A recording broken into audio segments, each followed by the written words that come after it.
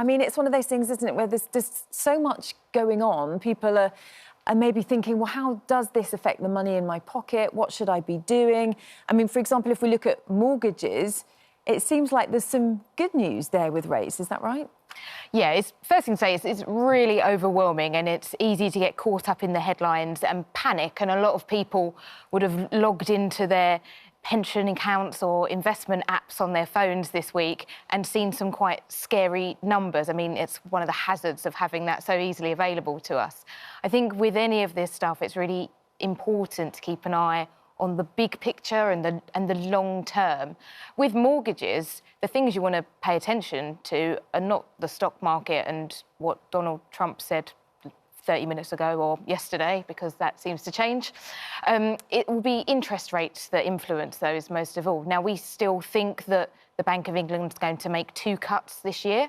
And if that goes ahead, then that suggests that mortgage rates have some way to come down. With that, it's not in... Those cuts don't happen in the same way that we see savings cuts. So the second the Bank of England cuts base rate, your savings tends to fall straight away. Mortgages tends to get priced in more gradually in advance. But the good thing about that is anyone who's coming to the end of a mortgage deal, you can fix in a new deal 6 months ahead of time. And if you were fixing today, a fix on a new 5-year deal would be cheaper than if you fixed a week ago, wouldn't it? They're hedging down. It very much depends on how much of a deposit you have to put down.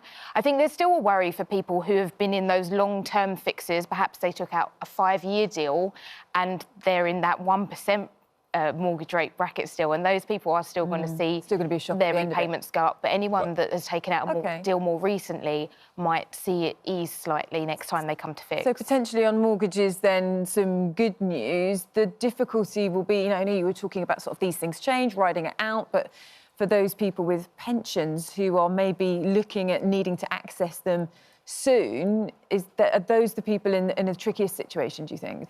If someone was hoping to retire today and take out their whole pension pot, then that environment has really changed for them. And we should be really clear, we're talking there not about people who have an employer pension where your money is guaranteed. It's if you've got a pension in a kind of savings pot, a money purchase one, those are the ones who are really affected, aren't they? Yeah, so if you have a defined benefit or a final salary or one of those older style workplace pension schemes, you get a guaranteed income for life. With that, you are protected. That is the pension company's problem.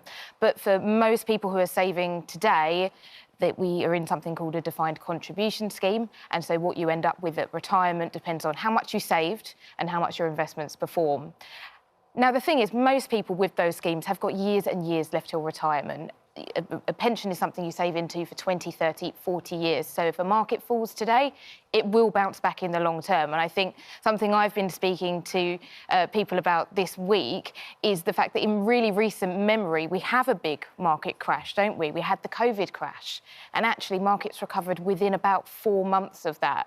So if I said to you, I'm thinking of taking the money out of my pension fund and keeping it in cash under the bed, because actually that's safer and I know where it is, whereas all these equities, they're going down. Don't keep it under the bed. What would you say? I would say, where do you keep your spare key so I can come round? Yeah, you could lose everything. That's the old trope, you know, that if I'm in cash, I'm safe. It's a bit of a lie, to be honest, the idea that cash is safe, because cash every day is getting eaten away at by inflation. And if there's one thing we think these tariffs might do is increase inflation, increase the price of goods and the cost of living, so that pound under your bed, or however much that is going to be worth less in real terms as time goes on. So actually, you always want a rainy day fund in cash. Experts typically say 3 to 6 months of expenditure in cash. If you're in retirement, slightly more like a year, maybe a bit more. But actually, if you're saving for the long term, your real enemy is inflation, and that's why we invest in the stock market, because we know that over time that outperforms inflation. So even if the stock market's falling, you're saying to people, do nothing. If you've got years till retirement, you don't need that money today, the best thing to do is delete the app, don't look, because it's going to be a wild ride. It's going to be a bumpy ride. Because the thing is, we've got this... Donald Trump has put out a message on social media a short time ago saying, what a day. but more great days coming, which That's sounds a bit reassuring. ominous, actually, doesn't it, to be honest with you? So I guess you're saying that, you know, there could be more uncertainty to come, couldn't there? I think it's very easy to get caught up in all the headlines and the spurious messages on social media. The thing is, for most of us, we can't control geopolitics, we can't control Donald Trump. The only thing we can control is our little slice of the fiscal pie that we own. And all you can do with that is shop around, make sure you're on the best deals, make sure you're getting the best savings rate, the best mortgage deal, the best energy bill, and looking after your little bit and trying not to get overwhelmed by all the noise. But a quick one, it's a new financial year.